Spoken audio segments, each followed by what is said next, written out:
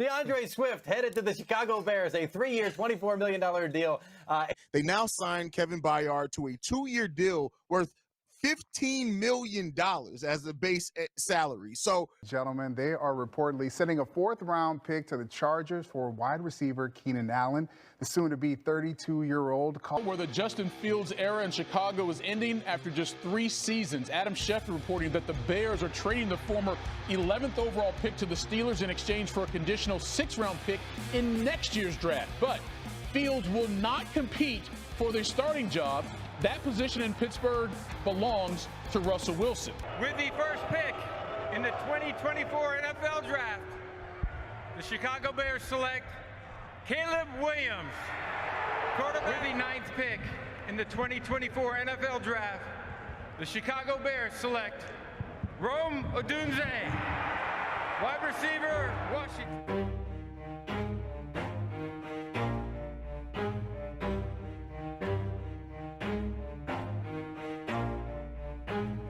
Never stop, I'll get it if I want it. Gotta make to myself a promise. I won't quit, keep going till I got it. I won't give up till I'm on top. Yo, no, I ain't the type to give up. If I do something, man, I do it till I get what I want. I turn a business out of nothing into something I love. I got a poker face, but honestly, I'm not one to bluff. I flip a switch, never miss, man, I always stay up. Don't let them see you, bitch, always have a plan to stay tough. This life ahead of you ain't easy, it was built to be rough. But that's what makes a personality, is tragedy, bruh.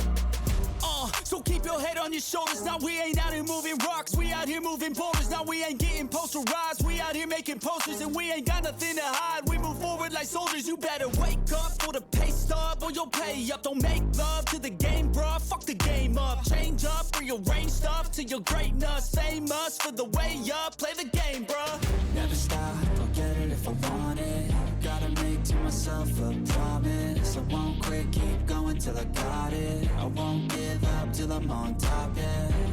You know I'm always honest, there ain't no way I'm ever stopping. I won't quit, keep going till I got it. I won't give up till I'm on top. I'm always flirting with pain, she like to hurt me and maim. I'm always working to change, but she's still lurking the same. I keep on building a dynasty while the haters be trying me. But they hate from inside, you see, hate themselves in society. So I let them speak quietly while my actions speak wider. See, they be hiding in privacy with the screen. Oh, the irony to hate someone who's trying to be whatever they would like to be. We all feel the anxiety, we make our own rivalries. Yo, so where is all the positivity? I feel like we all just hate on everything, it's killing me. Thoughts build quick, causing different possibilities. Negative thoughts will cause different disabilities. So do better, work hard under pressure. If you got no time, work smarter than ever. Don't ever let them tell you that you can't ever say never. And turn your mind into the truest to go-getters.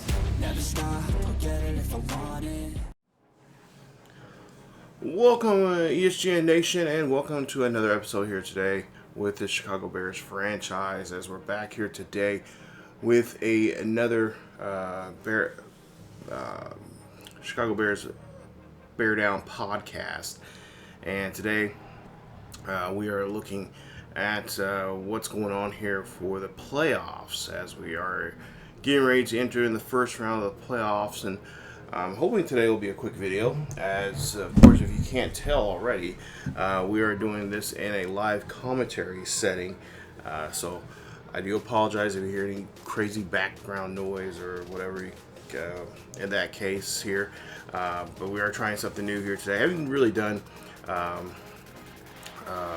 live commentary since really my when I was doing my first videos of PGA Tour back during the pandemic. So bear with me. I am trying to clean up a few things in post and all that kind of stuff.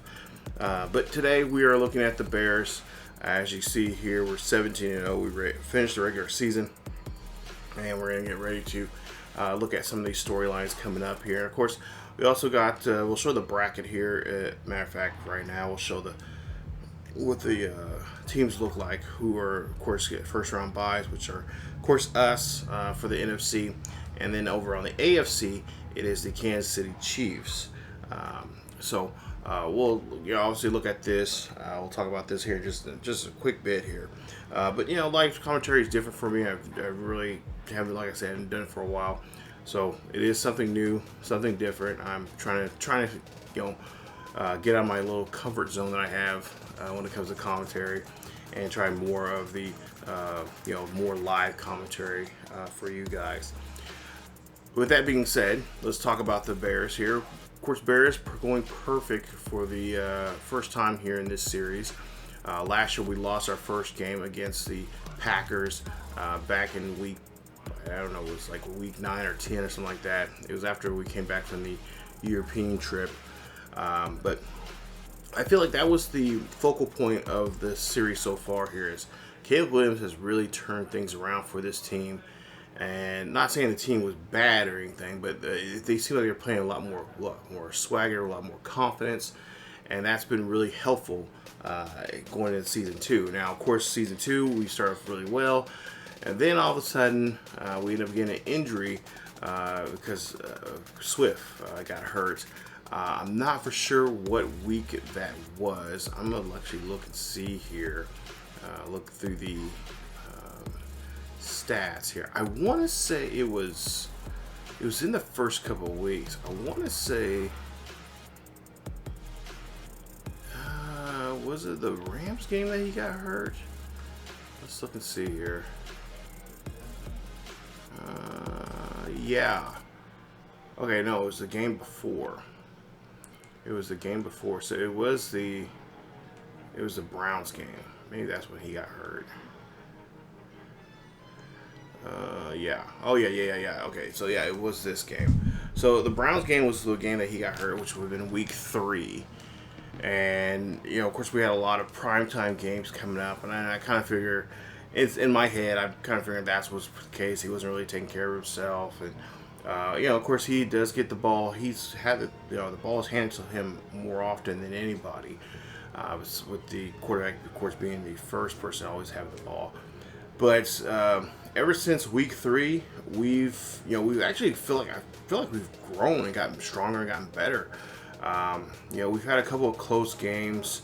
Let's look here and see, what game was it? Lions game. The first Lions game was a tough one there. Actually, if I remember correctly, and you guys can correct me down below in the comment section, but this is the game that we were actually behind. I think we were down by 21, either 21 or 14.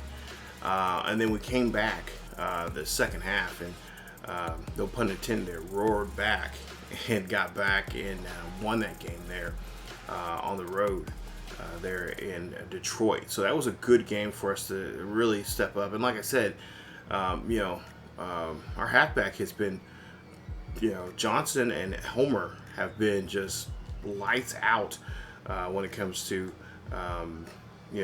run the football and doing it very well.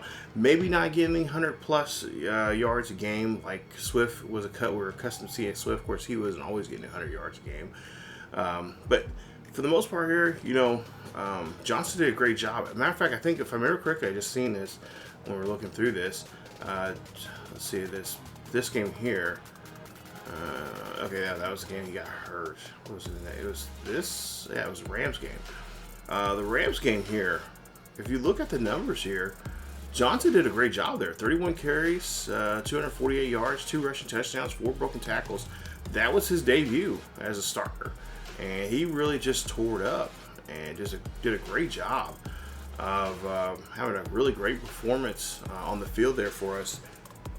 And then ever since then, that's why I've liked him and really, kind of pushing the limit, pushing the envelope to get him to be, possibly, if we don't happen to sign him, maybe another team says, hey, he had a really good season. Let's see what he can do with a full, 17-week schedule, instead of playing backup. So that's a great opportunity for him.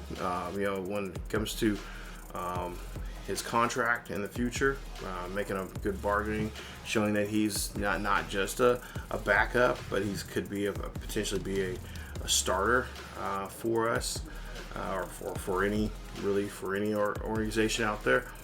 Let's look at some of the numbers here right now as we take a look here at some of the passing numbers. 5,569 yards, giggity, for Caleb Williams, 53 touchdowns, 3 interceptions for him. this season. Remember, he did not have any interceptions since, what was it? It was week 7, I think it was, that he got, that he ended up throwing his first interception. So yeah, Steelers game, that was week 16. And then if you take a look here, going all the way down, he had not thrown an interception since week 7. That was against the Cowboys, where he was successful there, winning that one at home, 45-27. He had 5 touchdowns, 1 interception, threw for 435 yards in that game, and had a great performance there for us. And like I said, he's just he's just did a great job here, just being one of the top best quarterbacks out there in the league. I know, of course, in real life it's not like that. And obviously, this is a video game, but he has really just did a great job here this season, stepping up and being that quarterback that he could possibly be in real life. The Bears have, I'm not really, mind you, I don't follow Bears, religiously. I don't follow them, that closely, but with a couple of different weapons, especially if they can have a defense like we have, because Bears are known for always been known to have a good defense and bring some good defense players in there. I can see that actually happening for them, and kind of take that pressure off him and let him enjoy playing that role as the quarterback, and letting him do what he does best, like what we've seen him do back at when he won the Heisman there with the Trojans of USC. So I can easily see that happen to be the case for him, and really hope that in some cases, hopefully Bears fans out there are watching this. I'm hoping that this at some point here, maybe this will be the season that this comes true, because he had a really good. This has been a good second season for him. And especially, I feel like I've thrown a lot more, more obviously with the touchdown passes here. I've thrown a lot of passes here, which compared to last year, and honestly, the settings have not been changed whatsoever. I will tell you that now. They have not been changed at all. Playing on Mat 10 sliders from a year ago, and I think that's just me just getting used to seeing and actually reading the defense and seeing where they got to jump up at and where they got to pop up at, and know, hey, I'm gonna change the play on the fly and get my guy my guys to get a chance to get the football. Speaking of my guy, let's look at we'll look at some receiving numbers here in a bit. But Russell Wilson been a good. I feel like this is a good. Was a good, backup quarterback. He's a mentor / bridge quarterback there, which I think is great. If he does not retire this season, I have a feeling that we could re-sign him next season to keep him around, because he seems like I'm always been a Russell Wilson fan. His days, especially there in Seattle. And of course, he is getting older now, and he's not the Russell Wilson like we've seen when he was in college or even here in the NFL. But I feel like he was a good fit for us. I think it was a good pickup during the offseason, signing him. Maybe hopefully we can sign him to another year, or maybe a 2-year deal if he decides to go there. I know he's up there in age. He's not the so far he's been reliable, but he's 36. Obviously, he could definitely play in his 40s if he keep his mind, most importantly, but also his body intact and everything like that. But he's been a good asset for us. And that last game that we've seen in the previous episode, if you guys haven't seen it yet, against the Vikings, when Williams went down, I'm like, oh boy, okay, well, Russ, get ready, because you're gonna take over the show now, and I was thinking, I was like, you know what, this is why we brought him here. He has his he has playoff experience, he has Super Bowl experience. That's the type of guy I want in that backup role when it comes to playing in the NFL, and he's done a great job there. So we're not asking him to do much. We're just asking him just kind of we know what he's can do, what we can expect from him, and so far he's been doing that here. And obviously, I had did have a plan. In that video, I did say I did have a plan of putting him in the game at some point here, there in the second half of that game. A lot of the games there, I had plans to put him in there. But at the same time, you know, when you're on a hot streak with your quarterback or whatever, he's like, okay, come on, let's get this going. Let's see what else we can do. And so yeah, there's a lot of games that we could have brought in Russell during the second half, or even, you know, midway through the third quarter, playing the, you know, finishing out the game, that we could have had him out there. But yeah, he's ready to go. We're hoping that we can, you know, hopefully we don't have to use, you know, kind of one of those scenarios only break during an emergency. So we'll try to keep that in mind here with Russell Wilson. We'll only use him when we need to in extreme cases for our team. So let's go ahead and look at the rushing wise. Now, of course, I've already mentioned this already. Johnson has had a great season. 1,673 yards for the season. 24 rushing touchdowns. He has only one fumble out of all of this there, which is by far amazing, especially coming from a backup.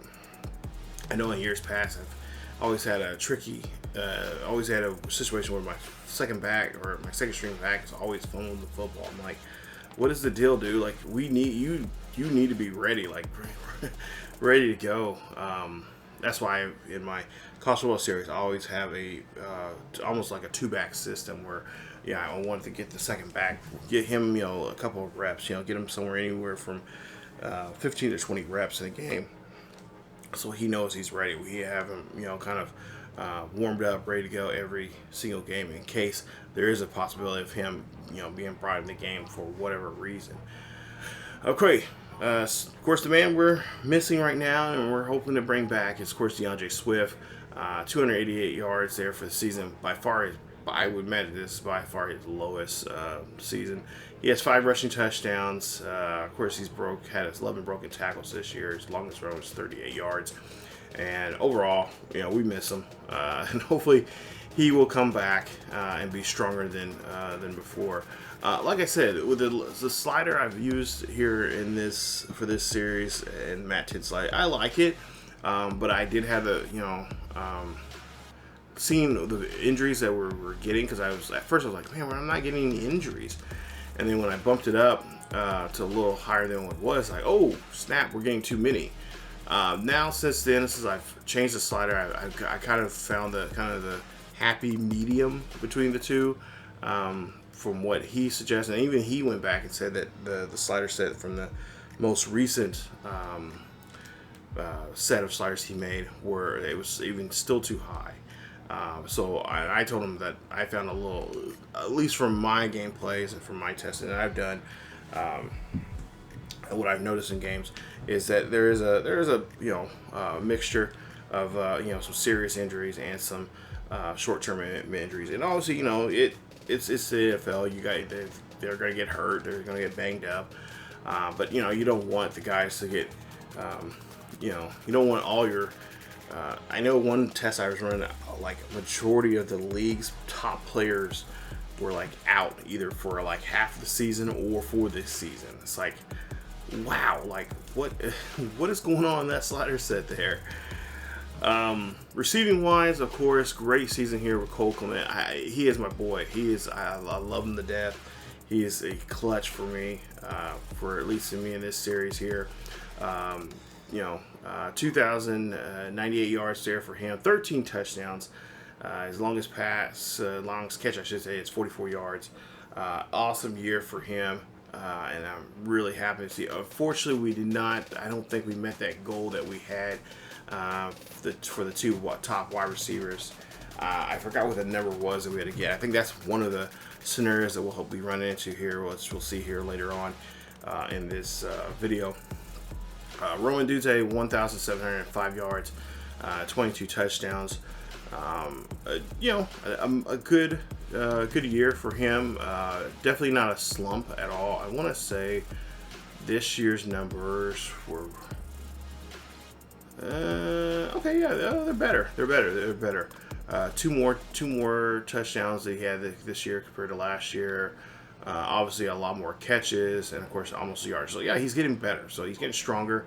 For whatever reason, I don't know. I was kind of thinking that maybe he was getting short of the touchdown passes that he was getting from last year, but apparently no. He's gotten stronger, even better, which is awesome. So, but yeah, Roma Dudze and of course, Williams is going to be a great fit here. Season 3, if we were going to, my game plan was to find a second wide receiver to help us out, and be that in that role of as we're getting a lot of our players getting older, like DJ Moore, who just came up short of 1,000 yards this season, had 11 touchdowns here. Kind of not necessarily replace him, but kind of help get that number 2 guy. Get him ready and see what we can do with him, and especially if we can keep Moore around, which he was really awesome this year. I really enjoyed having him on the team and whatnot. But yeah, it's kind of time to kind of look for that next wide receiver there to help us out, so we can keep this going. Scott, there you see 2 touchdowns there for him. Last year, if you guys remember, he was one of those receivers that came out of nowhere. Matter of fact, I think he was one of our practice players, and he has really blossomed into a great receiver and has done great things for us. And I'm hoping that he will continue that, even though we haven't utilized him that much. Obviously 25 catches, 307 yards this year. But if we can utilize him in the scheme that I have, that I'm looking at right now for this postseason.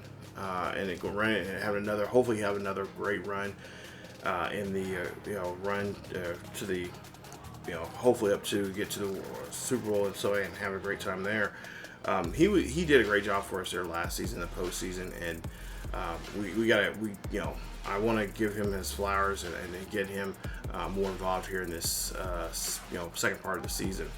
Elijah Moore has been a great pickup there as well for us. 26 catches, 298 yards, 4 touchdowns there for him. He's been kind of clutch. He's been actually really clutch for us there in third downs.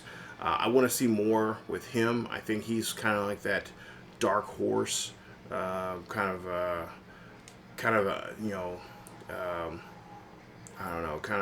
that X factor when it comes to for us in this postseason.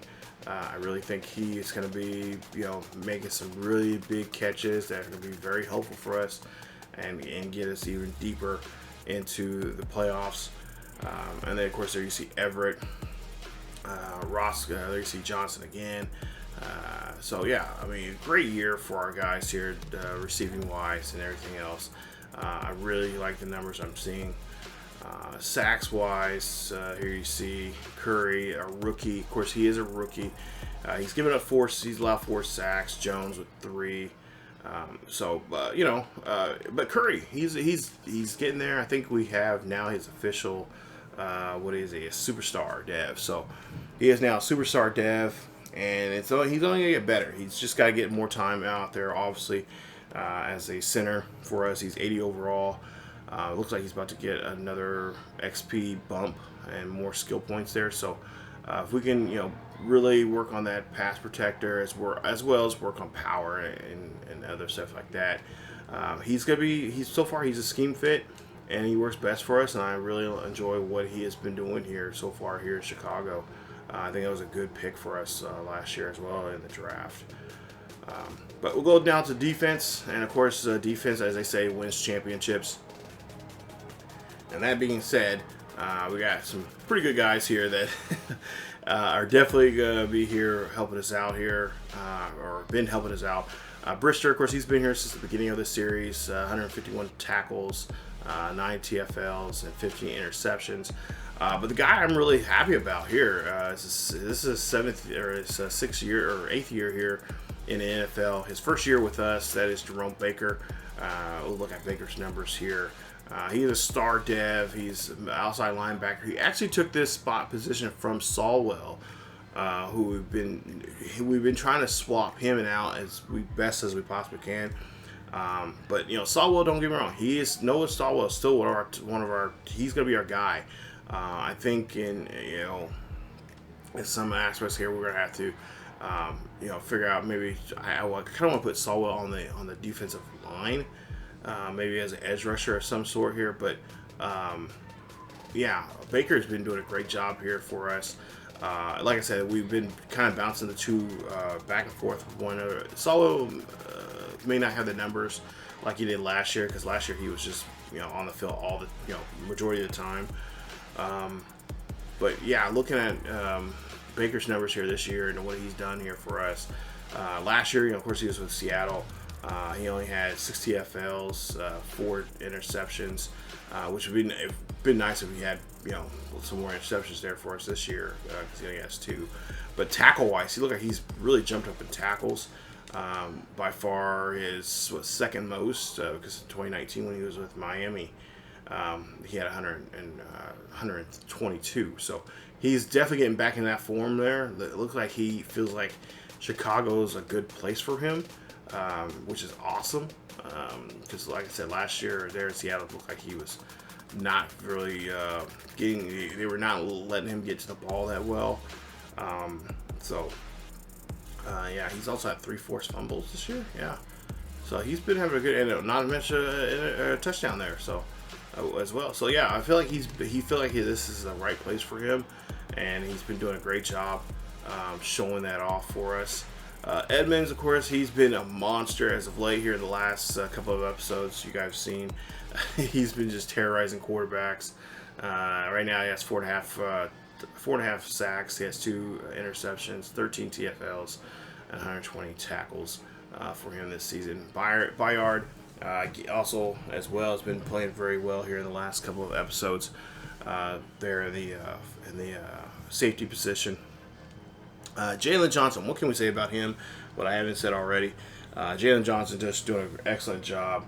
You know, just playing really good football, smashing guys, getting good hits, but not to mention also as well as those interceptions. That has been awesome. I think he has the most interceptions for us. Yes, he does.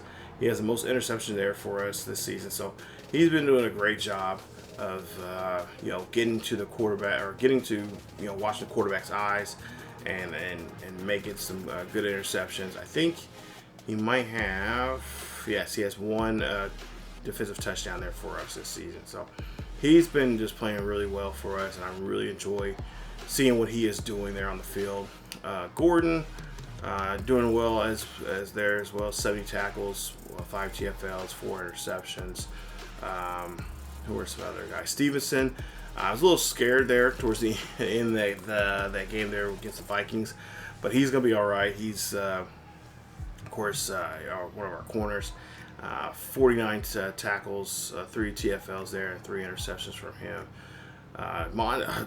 Montez Sweat. I mean, you think this guy was, you know, a lot of teams, you would think he'd been in with several teams now. This is his 7th year in the NFL, and he's kind of one of those guys that's a really a dominant figure, especially there in Washington early on.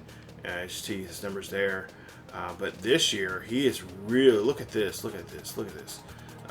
Ever since he's been joining us back in 2023, his numbers have gotten bigger, have gotten better, and he does not want to go away. He has definitely found second life here in Chicago, and he's done a great job of, showing that here. So great job there from him. Like I said, 45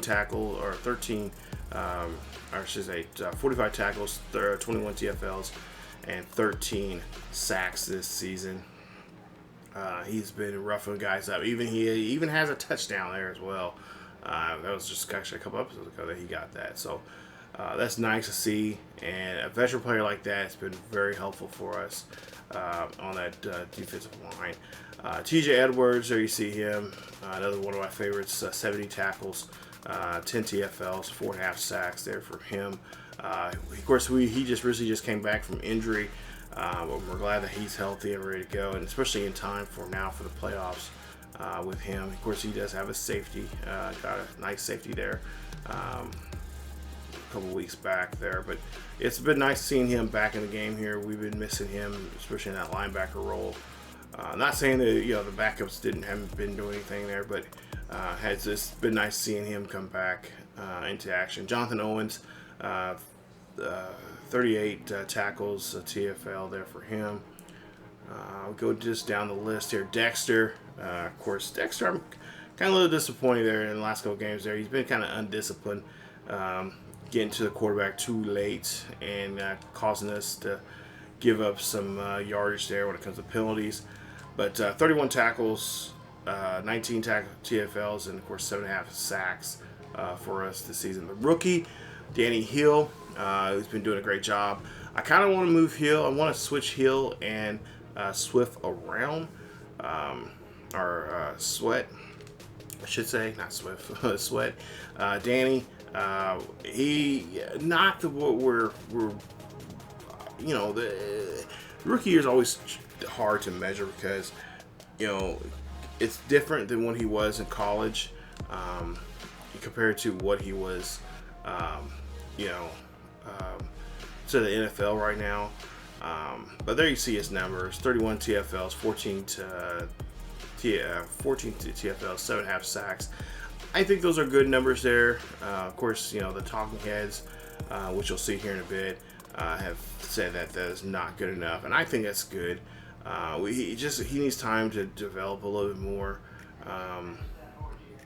But like I said, he hasn't had some big breakout games. I guess the Buccaneers game was a real good game. He had 5 tackles, 3 TFLs, and 2 sacks. But yeah, he's still learning the game. He's still trying to process everything. But yeah, we just, like I said, we got to just work with him a little bit more and see what he can do for us. He was our first round pick, over the spring, going into this season. And I think for the most part, I think we got what we were looking for. I think next year is, this year was his learning year. Next year, look out, because he's going to start mollywhopping heads in the league, and he's going to be a monster, and everybody's going to be thinking otherwise about him. So I really think that there's something with him that it just hasn't came out yet. Just the beast hasn't been woken. And then as we go down here, continue going down the list here, there's you see Sawwell, 27 tackles. Like I said, no TFLs this year, no sacks. He's kind of had a limited role into what he's doing right now, but he's been there. He's been doing a great job there for us. And like I said, we got to, he played that, obviously he took over the reins there when TJ was down. But he has now come back. He's playing that backup role again. But we do have him in certain formations here to help us out. And like I said, he's definitely going to be somebody that I'm looking more forward to having in presence in the postseason here. I really feel like he's got still something more out there to still prove, and he wants to do so, and try to get that top spot there as the outside linebacker for us. So as we move along here, we're just continue going down to the list here. Let's see here. I think that's about it. A couple other people, there's always some role players here that we have that we already talk about. But yeah, for the most part here, it's been, I feel like this defense has been good. I have to say this is by far probably my most favorite defense that we've seen, that I've had in a Madden game for a long time. I don't know how the next Madden team that I pick is gonna live up to that, but it's tough trying to do a Madden series and try to get try to get as many seasons as I can, because I'm working with so many other content as well on the channel. And I for you guys already know, for me, I can't play just one game throughout the whole year. I got to play other games, and now since playing adding FIFA to the mix, or FC, now it's called, and adding that, and just and not to mention there's just life, things going on, work, family, all that kind of stuff goes into play. I try to get at least, my goal is always trying to get 5 seasons in. Unfortunately this year only got 2, but like I said, I always leave these, when something like this happens, always leave it up to maybe somewhere down the line we can come back to the series and possibly play. I'm not going to do a long-term sim or anything like that. I don't really do those unless I either hit my mark that I want to hit, or I get close to it, then I'll do a long-term sim. But right now I really enjoy this series. I really trying to figure out gameplay and why, especially with the new Madden game coming out. I'm even enjoying it even more so. But I am going to be working on getting the series out on a more frequent basis and making the episodes a little more shorter, get through the season a little more quicker than I have in years past. Mock 3 draft is out, of course. I'll definitely take a look at that. Not much. I think last time I looked at it, not much has changed since then. There you see Glenn Powers talking to us about our offensive coordinator, telling us about the wide receiver, the 175 yards, or 175 catches, and we remembered, and unfortunately we came up short of that, which is it's whatever.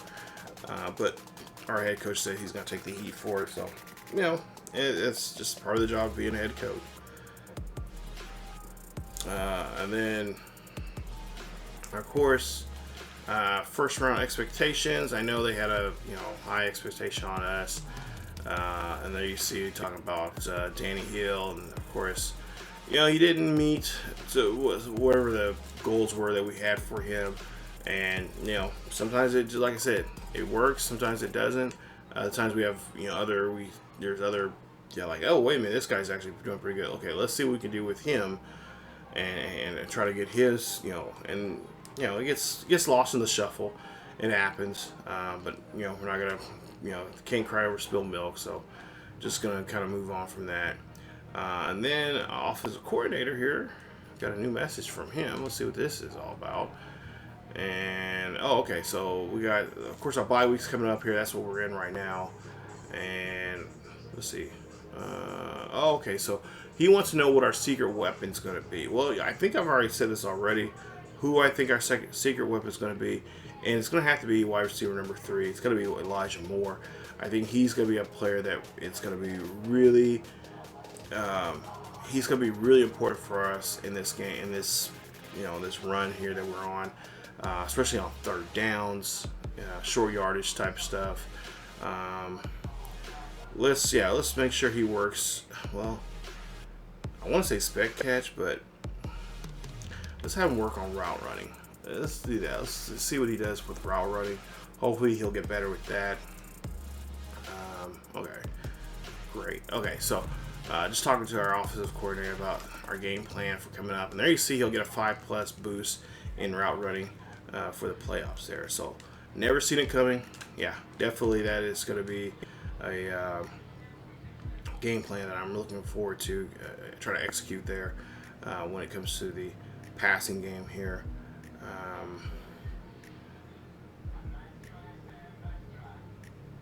Oh wait a minute, I'm looking at this feed here. It says Bears prove to experts that the offense is still a weakness. No, it's not. I don't know what you guys have been smoking on, but the offense has been just a banger here. But okay, yeah, if you guys think our offense is weak, all right, let everybody know in the league think that way, because it's not. Shoot, crazy how just reading some of those things there, I'm just like, okay, what are you guys talking about? Like, that is not even the case here. Like what team are you guys looking at? That's, like, what are you guys looking at, and who's giving you that information? Because whatever you guys are looking at, that information is completely wrong. All right, so we got our guys that were, of course, focus players there we're working on.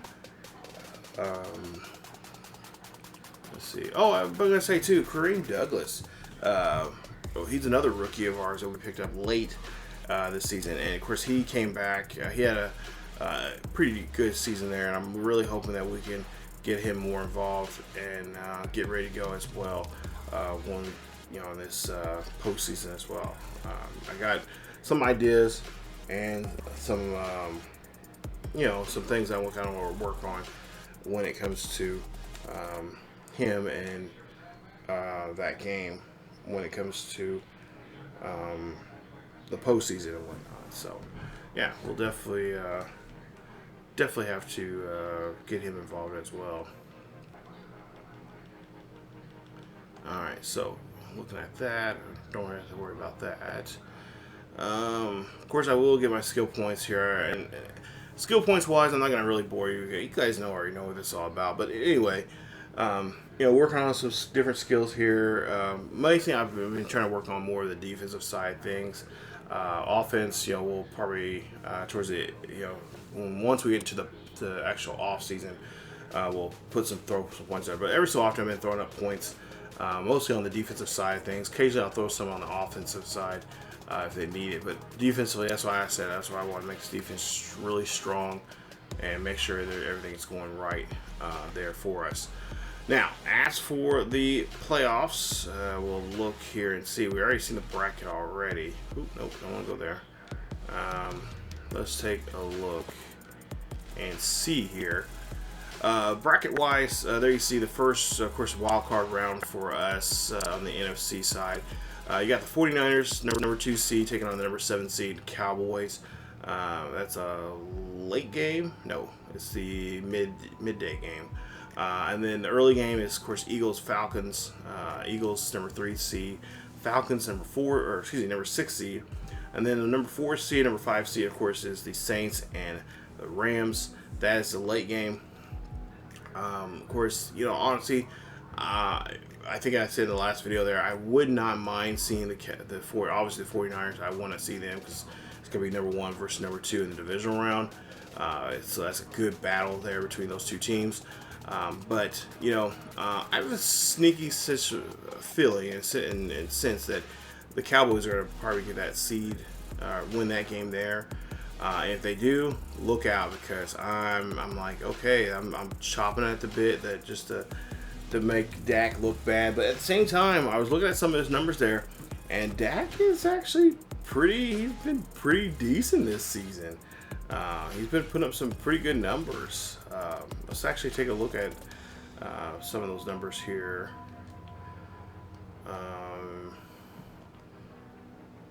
Yeah, let's just look at the league overall here.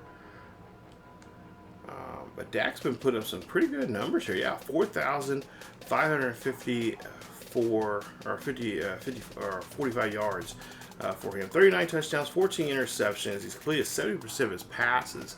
So Dak is kind of looking like the Dak when we see, you know, back in when he first started with the Cowboys there. And like I said, Cowboys have been pretty decent in their division for the most part. Joe Burrow has been looking like he's having a pretty good year as well. 43 touchdowns, 11 interceptions. Purdy there.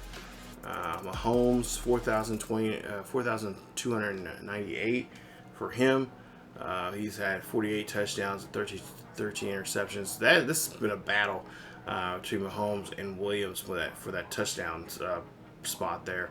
Mahomes did have it there for the first couple of weeks, and then Williams started to pick it up, and then kind of going back and forth between the two. And then the last couple of weeks here, we've kind of gotten away and kind of unhitched our wagon from him and kind of took on the role as the you know, top touchdown passer here this season. So, which not to mention having only 3 interceptions really helps out there. So that's very helpful for us. Let's look at some other numbers here. Look at rushing wise. Obviously Johnson there with 1,673. Hall right behind him. Walker, Harris, Pacheco, Nick Chubb, I cannot believe only 4 rushing touchdowns this whole season. And I looked at his numbers and I'm like, he's not hurt. What is going on? And I think it's just simple comes down to it. It's just bad play calling right now from the Vikings. They are, you know, you would think like him in, you know, within 10 yards of being in the end zone, they would run the ball with him. I mean, I feel like Nick Chubb should be up here with us in, you know, touchdown and rushing touchdowns, but he's not. You got, obviously Johnson, Walker, ETN, Mixon, Jackson, Lamar's, there, of course, always. Singletary, Taylor, Barkley. But yeah, I mean, it's just like, wow, like he should be having double-digit numbers, at this point in the season. But that is not the case. So I have no idea what is going on in Minnesota. But okay, whatever. Receiving wise, of course, Rome, Clement, Chase, Oiken, Smith, Lamb. You just see some of the numbers here. Of course, if there's a player that you guys want me to kind of look at more so or whatever, let me know and I'll let you guys know what his numbers are for the season here. But just kind of try to fly through this real quick. So now I realize I'm like 40 minutes in and we haven't really talked about the playoffs just yet. But yeah, just some pretty good numbers there. Some guys slipping a little bit compared to years past, but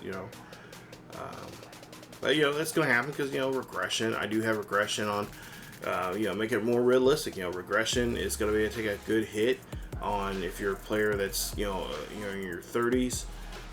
If you're 30 or older, you're going to start regressing quickly. Unless you have a certain, obviously a certain dev trait, that'll help you slow you down from regressing too quickly. But other than that, I mean, I want to make the younger players get good quickly and get good fast, and then have the older players get them out of the league quicker and sooner, because Madden seems like they just, and I'm sure you guys heard this from other people, but Madden seems like they kind of focus on more of the older stars than they do on trying to creating new stars here in the NFL, and that's in real life, you see a lot of older players regressing, and that's because they common sense, they put more wear and tear on their body because they've been in the league longer. So the longer you're in the league, the longer the more chances are you're going to be out of the league quickly, and seeing your way to retiring and doing other things. So, but and that's why right now I'm kind of working on that for my next Madden series. That's I don't know. I can't remember if the video came out already. If it has, you guys already know. If not, well, you'll definitely go check it here on the channel, because I think I released a video about that, who it is, but I'm not gonna say who it is because I can't remember if that video came out or not. Like I said, I've been working on a lot of different content for the channels, and for a friend of mine who's starting a YouTube channel as well. So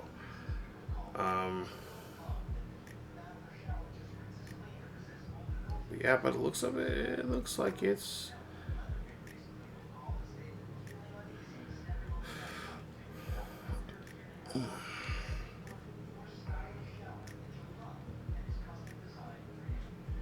but yeah, just try to keep it realistic. Try to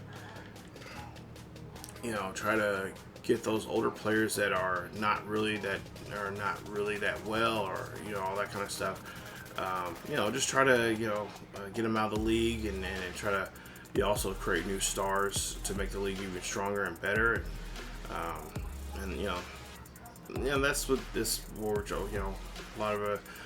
A lot of us here on YouTube do sports commentary, trying to do that, try to make some fun stories here for some new players, and get the hype up and get excited about some of these players here. And another thing I was gonna say too is for us, or for this next series I have coming up, there is a good chance that you guys could be a part of the series if you guys want to be, and I'll let you guys know more about that later on. But if you go to my Discord, there is going to be soon there will be a channel on there where you guys can let me know, like, give me the information you want about your player, or how you want your player to play out, or how you want me to create your player, because I am going to create a custom draft class. I always try to do that every single year, with the mainly from the college football series that I have, You know, obviously in the years past it was the Scotties. This year, it's of course, if you haven't seen already, I think I made the announcement for that one, but it is Nebraska, so we are doing the Nebraska Cornhuskers series, and of course you'll see some players from that, as well as some of the players that we got to see there in the Scotty series. They'll be involved in the new Madden series as well, so can't wait for that. That's gonna be really fun. But it looks like right now for the league MVP, it looks like it's gonna be Caleb Williams right now. This is of course not official just yet. Player of the year, or coach of the year, I should say. It's our head coach there, so that's nice to see. Let's look at AFC real quick. Jackson there for the offensive player of the year. Defensive player of the year, Max Cosley. Rookie of the year is going to be Doug Dugsworth there for the rookie of the year. Defensive rookie of the year for the Kansas City Chiefs, Dante Staley. And then you got Rodgers, who's the best QB, best running back, ETN. Donovan Peoples-Jones for best wide receiver. Humphreys there for the best offensive lineman. Defensive lineman, Cosby. TJ Watt for linebacker. Defensive tackle, or I should say defensive back, is Dory James. Kicker, of course, is Harrison Buckner. On the NFC side of things, of course, Rome Odunze, your offensive player of the year. Nice. You got a lot of Bears players. You got Williams, you got Cole. Defensive player of the year is going to be Fred Warner. Also, Ross is going to be your what do you call it? Offensive rookie of the year. Defensive rookie of the year is going to be Holiday. Hill is right behind him, and Hill could easily take that if he has a really good postseason. We'll see how that is all going to play out here. Of course, QB, Caleb Williams, and then you got Johnson there as RB. Wide receiver, Odunze, Spencer Brown, got Carter, and you got Clowney. Johnson, nice. Jalen Johnson there, kicker, and then, of course, Myers there for the Packers. So, the of course list is not official just yet. I think it'll be after I think they'll announce it after a week, after the wildcard round or so. So, we'll definitely take a look at that. We'll let you guys know who's going to win those awards as well. But you know, we got quite a few guys there going to win some awards, which is always nice. Obviously, well deserved because they had a great time playing. Let's look at the standings, of course, for the season. As you see here, the season would end today. We would have the last pick of the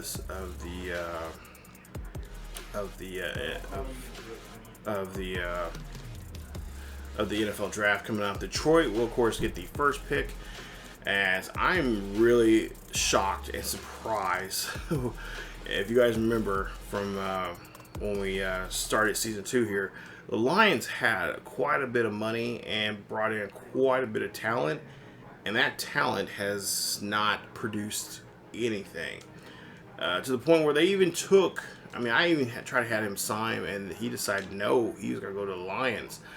And that was Khalil Mack, you know. And they end the season 3-14 with all that talent they have right now. You know, not just the talent that they have already, but the talent they were bringing in, and they still did not have a winning record whatsoever. If I remember correctly, and I'm gonna look and see here real quick.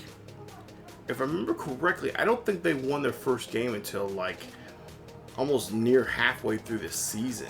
I think it was, I want to say it was like week 10, week something like that. It was, it was close. I was about to say, I was close. It was week 9 when they won their first game. They won against the Packers 31-28. They would go on to win against the Kansas City Chiefs, which is shocking, 14-17 in that one. And then they would go back and lose again 1, 2, 3, 4, 5 straight weeks until week 17, and they were able to knock off the Eagles, who by far has a better, record and, you know, even more talent, but somehow they were able to find a win there, 29-26 there at home against them, and then they lost to the Packers to end the season with another loss. So yeah, if anybody knows and can tell me what is going, like, and I'll, matter of fact, I'll just show you here real quick what their roster looks like, because it's just, it befuddles me. It's like, what is going on? Why are you guys losing this, you know? I mean, so yeah, obviously I gotta win every single game, but like, there's a lot of good talent here, bro. You know, look at this. I mean, this is some pretty good talent, and it's like, what is going on? Like, why are you guys like being like, oh geez, like so poorly? Especially in that first game they played against us. You know, they did a. Yeah, I'm thinking like, oh shoot, like this could be it. Like this could be, you know, this could be the Packers game just like it was the year before that. But yeah, they got a lot of young talent here, but I just don't know what is going on there in Detroit. Like that's sad. But as we take a look here, we'll get back to the schedule here for the playoffs. So it looked like you got the Raiders going to Cincy in that one there. Cowboys against the 49ers. Texans versus the Bills. You got the Falcons taking on the Eagles. Ravens going to Jacksonville for that one. And then, of course, the late game on Saturday night, which is the Rams and Saints. So we're going to go ahead and sim those, and we'll find out who is going to go to the next round. And, of course, obviously we'll see who will be playing coming up here very, very shortly. So let's go ahead and sim this next this round here. And it looks like we're gonna be home, obviously, and we'll be taking on the 9-8 Falcons for the first game of our run here in the playoffs. As we'll take a quick look here and take a look and see what the scores were here. So playoff schedule, wildcard round. So you got the Raiders and Bengals. Raiders win this one 21-15 is the final in this one. And to take a look at some of their numbers and see here. Not much. Pretty good time possession there for the Raiders. We'll see is Joe Burrow. Burrow goes 229 yards, 2 touchdowns. He had 4 sacks. He completed 70% of his passes, which he was 22 of 31 in this one. Got sacked 4 times. Overton, the rookie there for, the rookie, Dom Overton from Florida State, got a victory there. So he's going to move on to the next round. And there you see 197 yards, 1 touchdown, sacked twice, and pretty similar numbers there when it comes to completion and attempts from him, 22 of 29 in that game. Rushing wise, it looks like Mitchell, Elijah Mitchell, 17 of 39, touchdown for him. Hubbard, 8 for 21. Burrow 3 for 15, and Zamir White, 4th year guy from Georgia. Looks like he had a touchdown as well, 5 carries for 13 yards. So looks like the running game looked pretty good there. Passing game, not much of a passing game, looks like from the Raiders' perspective. But T. Higgins, 6 catches, 89 yards, no touchdowns. Mike Gesicki, Penn State guy, 6 catches for 61 yards, a touchdown for him. Tony, 4 catches for 47 yards, a touchdown. Adams for the Raiders, 5 catches for 41 yards, a touchdown. So not much in the touchdown department. Looks like it was more so the running game was I would say, pretty much for the Raiders. Yeah, so Raiders took advantage. I guess exposing exposing the Bengals running game and their issues there. As for defense there for the Bengals, Pratt 8 tackles, 2 TFLs. Let's see what else. Dax Hill 6 tackles, 2 tackles for loss, and half a sack there for him. So the rookie quarterback, pretty much let his offense, let the rushing offense take over, and he's kind of, only being utilized when he had to. Man, did a great job there, managed the game, and Joe Burrow and the Bengals still, I don't know what's going on with them. So they're out of the playoffs now. Cowboys, oh yes, okay, so the Cowboys do lose to the 49ers there. 39-21 is the final in that game. As we'll see here, rushing wise, looks like more of a passing game here. Both teams look like they got rid of the running game, went more of the pass. 49ers 284 yards total passing to the Cowboys 276. And then turnovers, not turnovers for either side. Look like third down conversions more helpful to the 49ers. Time of possession pretty close to one another, but penalty yards looks like Dallas not disciplined enough. 42 yards on penalty yards. 49ers at 35.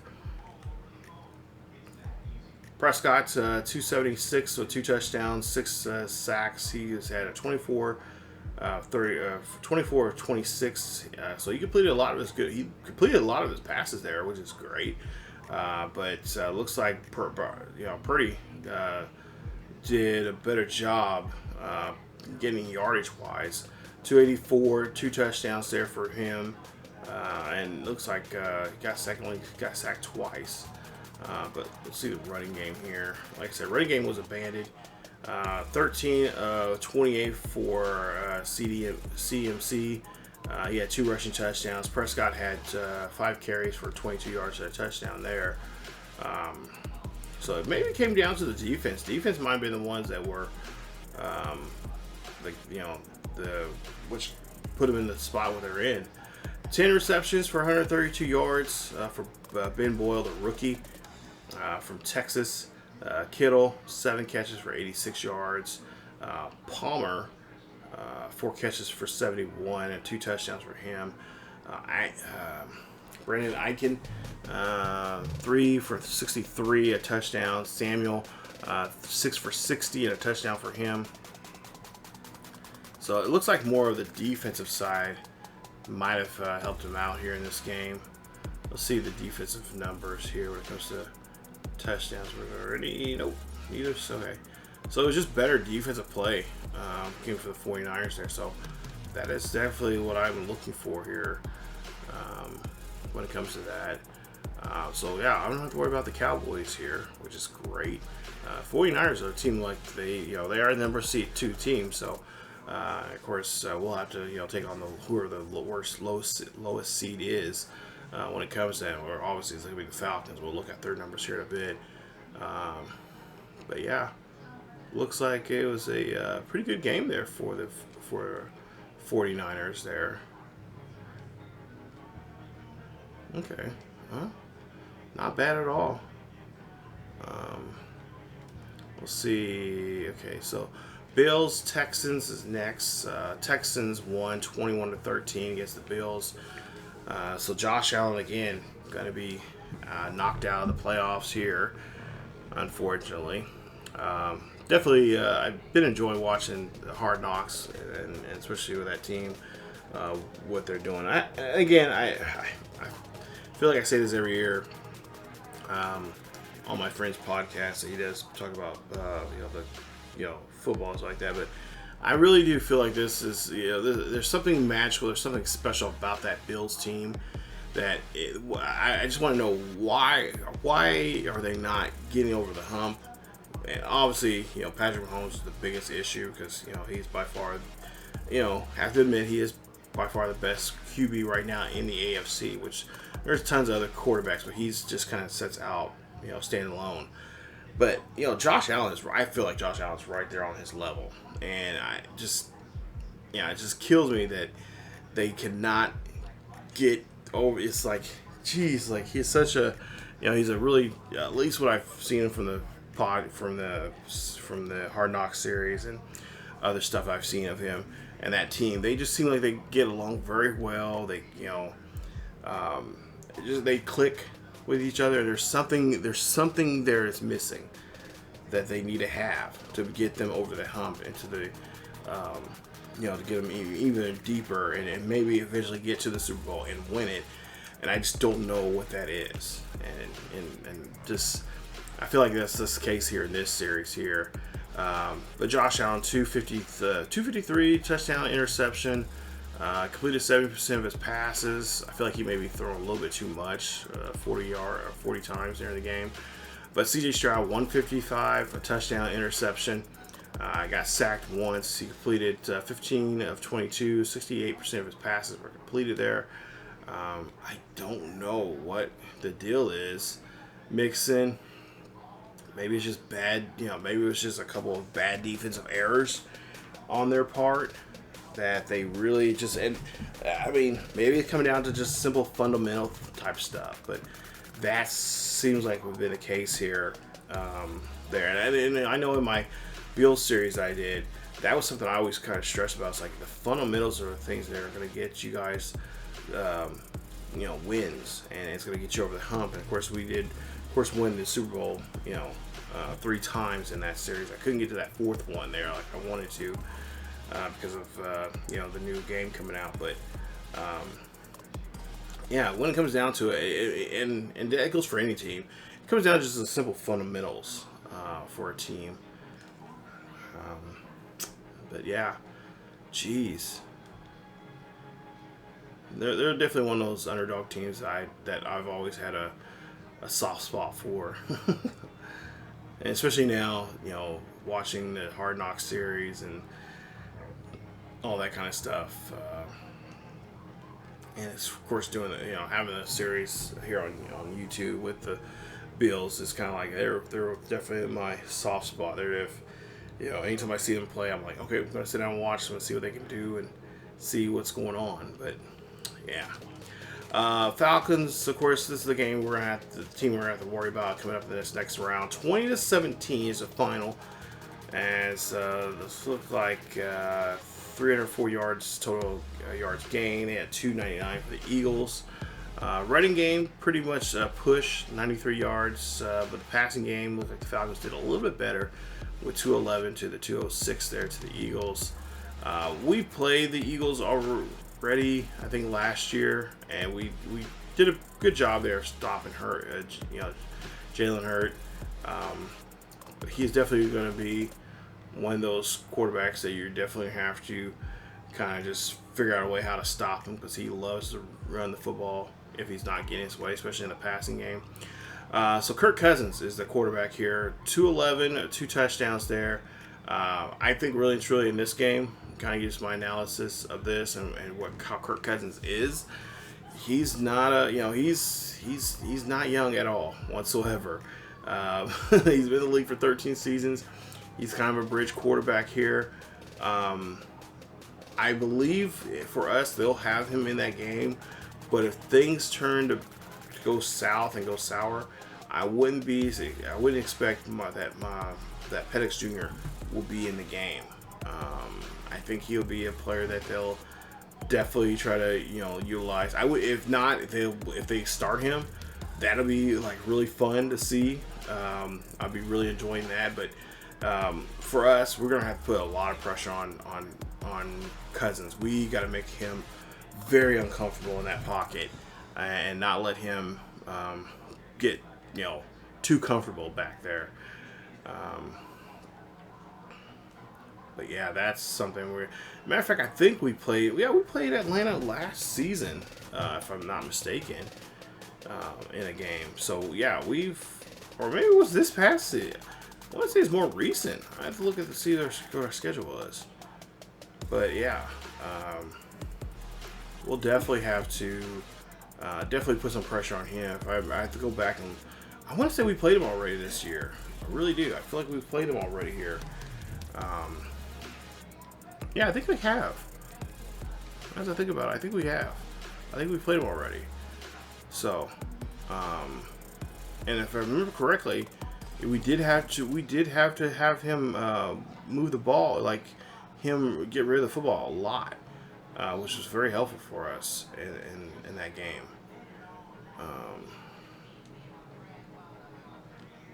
Yeah, I'm definitely gonna have to look and see, because I feel like we played him already this season.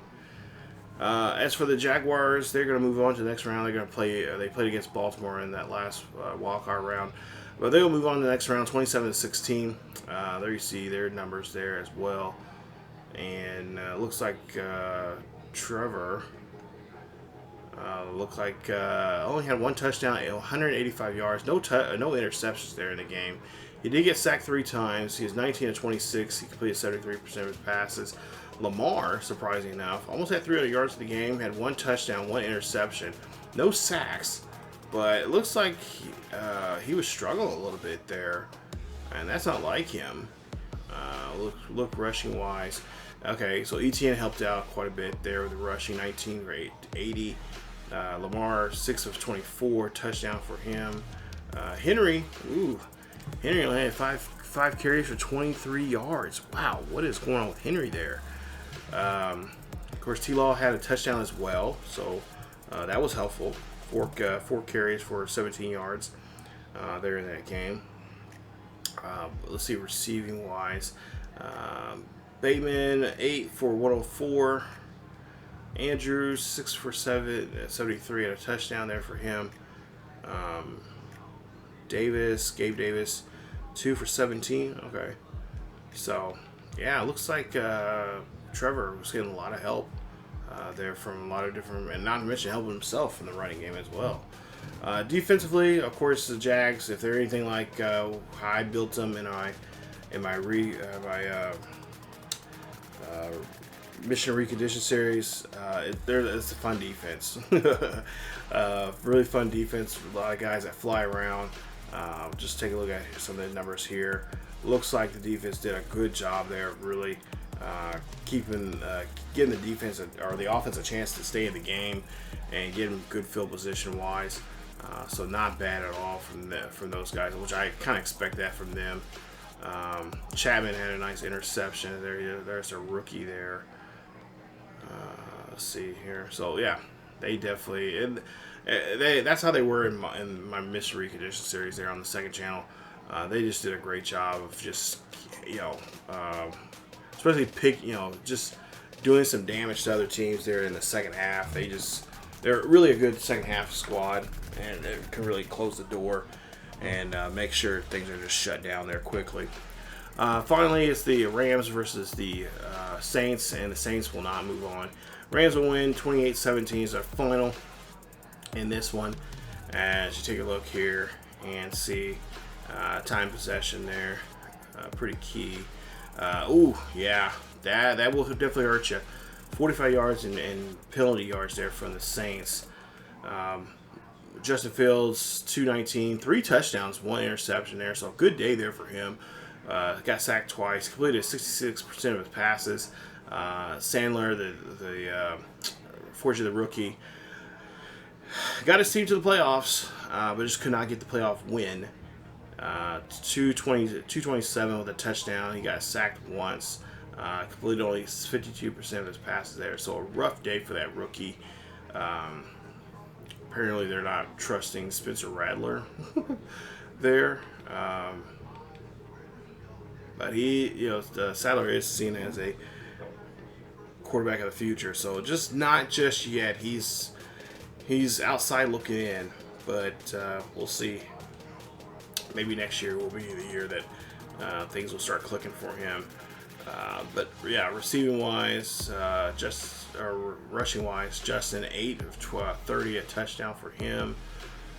Sadler 3 for 14. So receiving, Paca there you see 2 touchdowns there, 9 catches for 98 yards. Not much help there. That was a tough game, looks like, for them. So basically, it was just seeing what this kid can do, and you know, he obviously got them to the playoffs and got them, you know, set up there pretty nicely. You know, I just realized I did not show the actual standings. I was going to, but somehow I got sidetracked I don't know what I was getting sidetracked with. But yeah, we'll look at the standings here real quick, because I remember talking about them, about the who's going to get what. But yeah, you see Bengals, Ravens, Steelers, Browns. In the South, in the AFC South, Jags, Texans, Titans, and Colts. Poor Colts. Is for the East, you got the Bills, Jets, Patriots, and Dolphins. In the West, you got, of course, the Chiefs, Raiders, Broncos, and Chargers. In the North, of course, there you see us with the Bears, Packers, Vikings, and Lions. In the NFC South, you got the Saints, who took first place there. Good record there, 10 wins. That's not bad from a rookie, and especially in a very competitive NFC South division. But the Falcons, of course, move on. We'll be facing them here in the divisional round, and the Buccaneers ran off the bottom there. Eagles, Cowboys, Giants, and Commanders, and then in the NFC West, 49ers, Rams, Seahawks, and Cardinals. So those are your division leaders, and who, of course, got into the playoffs. And of course, I will look at here. Last time we played Atlanta, I want to say we did play Atlanta this season. I really want to say we did. But when was it? Maybe we didn't play them. Maybe it was last season that we did play them. Or the playoffs. I want to say it had to be playoffs. I think it was playoffs. I think we played them in the playoffs. But we're going to be facing them again here. And like I said, this is going to be a very, very unique type of play. Like I said, I think we're really going to have to make sure we, you know, obviously apply some pressure on Cousins. There you see they're saying that we should go ahead and go after defend the outside run, which I believe that would be the case, because they want to make sure they can protect Cousins in this game. But Robinson, of course, is going to be in that backfield there, so we'll definitely keep a close watch on him in this game here. We'll see how it will play out. Then on the other side of the coin, we got a running game that's of course been establishing very well here, and I think we need to continue doing so. And you know what, it fits, because we have been running the ball out on the outside there quite a bit, and it's going to definitely fit in this situation here with the Falcons. So we'll see what we'll do there when it comes to the running game, and like I said, that's the game plan I'm really looking forward to. Just really, you know, get on the ground, you know, pound that rock, and then make sure that you know, the short passing and the mid-range passing game is crisp, tight, and ready for us to go down the field here quickly. Occasionally take a couple shots downfield if we can, see if, you know, obviously observe some mismatches there for us. But I think for the most part here, the running game is going to be very key for us to make sure that that'll be the case here. Let me take a look here at their roster. Let's look at their depth chart here. I would imagine they say, I'm assuming. Okay, so for right now, it is Cousins. Where's Penix? He did not leave, did he?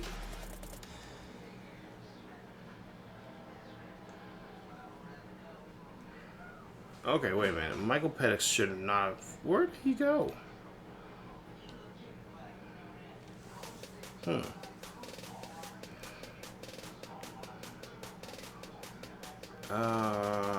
Shoot.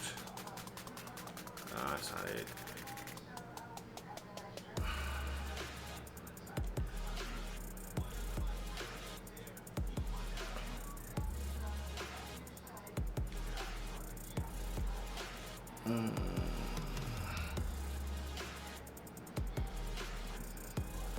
Where's he at? Let's see here. He should still be with them. I don't know why he's not in their depth chart. It showed him there in the. Okay, yeah, he's still there. Is he hurt? Oh, he is hurt. He is hurt. He's out for a broken hand for 4 weeks. Okay, I was wondering. I'm like, wait a minute, where is he at? I was like, wait a minute. He was just, they showed him on there in the strategies for the team. Okay, so he's out for 4 weeks with a broken hand. Let's go to injuries here. Okay, so yeah, 4 weeks of broken hand, and so he's not going to be in this game at all. So it will. So I'm guessing that he was the starter, and then ever since he had that broken hand, he's been out, and then obviously Cousins has taken over. So this is going to be a good one for our defense. I think our defense should be able to handle this pretty well there, but of course that's easier said than done. So we'll definitely have to, like I said, game plan around that. That's why they run the ball as well, because I remember last time we played against them, we played against Pedex, and he was a bit of a nuisance, but for the most part, we did a pretty good job there of really, of course, that was his rookie year, so we were able to kind of control what he could do and what he couldn't do. Yeah, we'll see how things turn out as coming up the next episode. So get ready for the postseason as we get ready for the divisional round. And of course, that game will be at home. There you see their stats and whatnot. But yeah, I feel pretty good about this. This is going to be a good one here. We just got to continue playing the way we've been playing for the last 17 weeks or so, and just show what we can do on the field and play as a team like we've been doing. So, but again, sorry this was such a long video, but at least I got this one done, and I can now upload it to the channel, and you guys can enjoy it. But again, thank you guys so much for watching. Stay tuned for more of the Chicago Bears franchise as we quickly wrap this one up and get ready for the next Madden series, which will come up right after this one is done with. So stay tuned for that, especially if by now I should have made the announcement of who we're going to be playing in Madden 26, but nonetheless, yeah, we'll definitely get into that as well. So because I'm already in the process of getting working, I've already got a couple episodes of that next Madden series ready to go for you guys as well. So we'll just jump out of one series and jump into the next one very quickly. But again, thank you guys so much for watching. Stay tuned for more here on the channel. Again, Bear fans, let's get ready. Division round is up now. Let's get going. Let's pack the house here at Soldier Field, and let's get rid of these dirty birds here in the in Chi-Town, and pick up another win and move on to the next round. As always, keep each other healthy, and I will see you all next time.